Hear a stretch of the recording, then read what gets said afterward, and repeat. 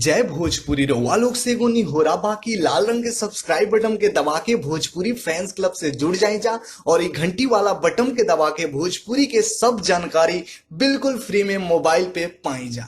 तो जैसे कि रुआ सब देख रहा बन जा कि पावर स्टार पवन सिंह जो कि हेलीकॉप्टर से एंट्री कैले और उनका पीछे कई गो बॉडीगार्ड दिखाई दे रहा बड़े।